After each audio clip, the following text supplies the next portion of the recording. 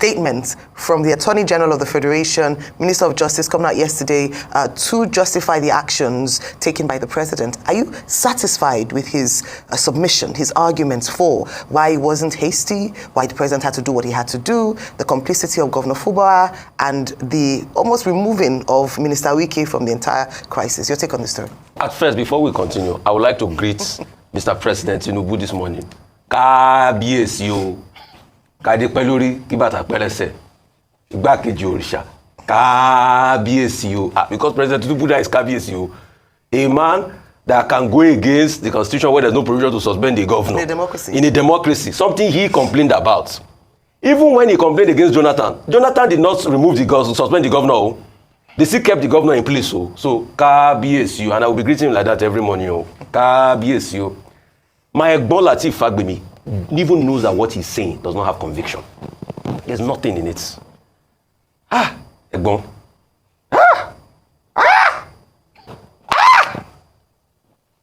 I know this man. Brilliant lawyer par excellence. But you see, you can't defend Mago. It's difficult, no matter who you are. He's talking about the governor not controlling people when they were going astray. He didn't see when Wike was threatening the John Nation. He didn't see all the threats Wike made. He didn't see the skirmish Wike made when he went to do that rally, or just over the weekend. He did not see the moves made by the governor when the governor rode to the State House of Assembly. When the governor went there and they were locked out, he didn't see all those ones. He should show us in the Constitution where it stipulates that you can suspend. Because Obasanjo does he make it right? Dr. Abati has given them, I see, Dr. Abati, take it. Your analysis yesterday, take it 100%. I've given it, I know they are all scattered. I know they will be calling you at back. I don't care. We'll say it the way it is. You can't fault a law. It's the same law school everybody went to. It's the same things they taught everybody in the law school. Preservation of the Constitution. And even shows that when they wanted to plan the evil, they couldn't even plan it well. I'm even more ashamed because I thought they were strategists though. They didn't even plan on how to get the tutors from the National Assembly already. They didn't plan that well. So it was yesterday they were now thinking. They now went to the Senate. They were looking for tutors. They couldn't find. Now they now adjourned till today. Can you imagine? So in all of this, you people couldn't even plan on how to get your tutor properly. Then they started in their frolic again. I'm going to bring Senator Natasha's matter. They start a bungled recall yesterday. The world saw it. They lied to the people of Kogi that they wanted to give them empowerment. They got there just to be able to get their, what is it called, PVCs and all of that. You see, this country is increasingly losing the essence of democracy and is enthroning dictatorship. And that's why I'm calling President Tinubu Kábíyèsí. And some people have started deceiving him now. Some people within the APC, they are saying, declare state of emergency in Osun. Go ahead, do it. There's nothing you can't do again. You have violated the Constitution. But it will be incumbent on the Senate to speak up as regards this. But, AGF Lateef Fagbemi, your arguments did not hold water. There were a lot of conjectures. There were a lot of half-truths. How did you know? Can you provide empirical facts that it was Fubara that bombed the State House Assembly? And as I wrap up this point, see, I'm not talking here totally in favor of Fubara. Fubara and Wike, they are the same. They both ran the state. They were both shenanigans. Fubara benefited from a flawed election process under Wike.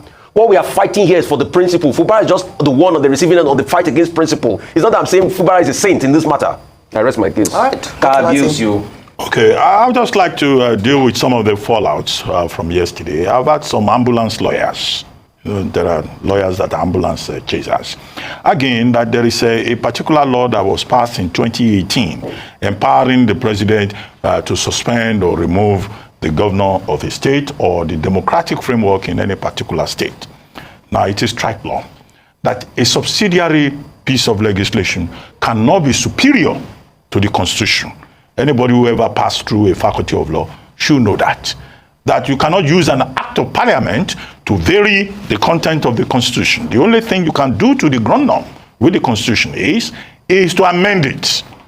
So, failing that, all the people are saying there was a piece of legislation in 2018 that gives the president powers, I say no. And I say that they are wrong. If they have evidence to the contrary, they should provide it. And I'm not even sure that particular bill, there was a bill to that effect, I'm not sure that was passed into law. The second point is that the section 305 that everybody is quoting is very clear.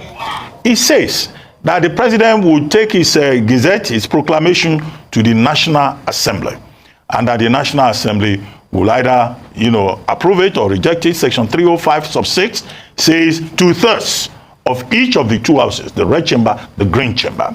Now, the question that this raises is, why the haste? Because yesterday, the president, just went ahead and, swore in the administrator. Well, obviously, I was advising the sole administrator yesterday not to accept that appointment.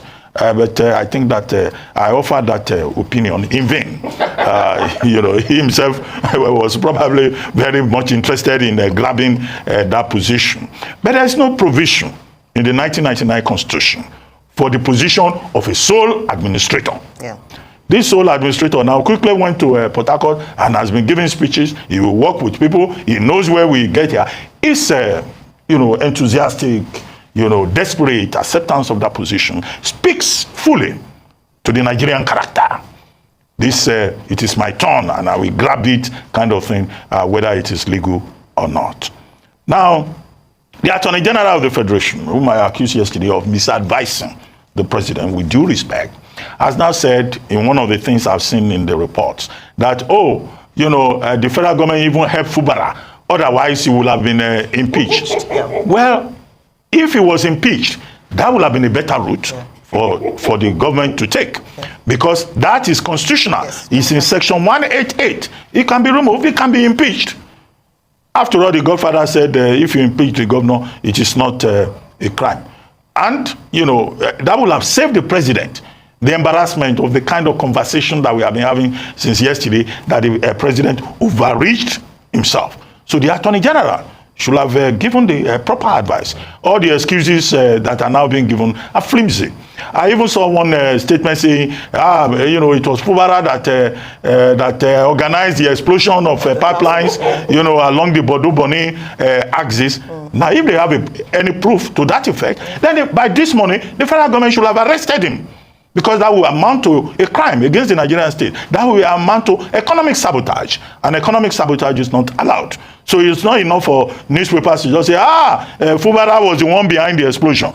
No, please, that's not an intelligent thing to say. And now, beyond all of this, that same section 305 sub 6 says that the National Assembly should act within 48 hours.